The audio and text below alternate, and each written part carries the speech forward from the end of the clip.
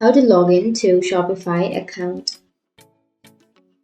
So if you want to log into your Shopify account, then first you need to open up a browser, any browser that you're comfortable with. And I'm here with Chrome browser. Simply go for the search and search for Shopify. Once you've searched, go for the first search, which is www.shopify.com. Go for the start free trial option and it will take you to the website. Scroll down and go for skip all and then enter your country or region. Click on next and you can choose email, Apple, Facebook, Google or anything to create your account. Or if you already have an account and if you want to log in, go for the login, which is on the bottom right. And under the login page also, you can log in with your Apple, Facebook, Google, and your email. So I'll be choosing my email.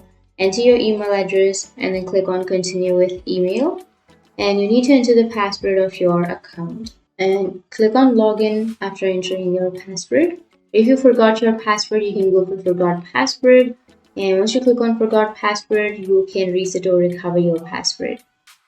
But if you remember, simply enter your password and then click on login. And after a few seconds, it will log you into your account if your information is correct. So that's it. That's how you can log into your Shopify account. And if you have any questions, feel free to comment below. Thanks for watching.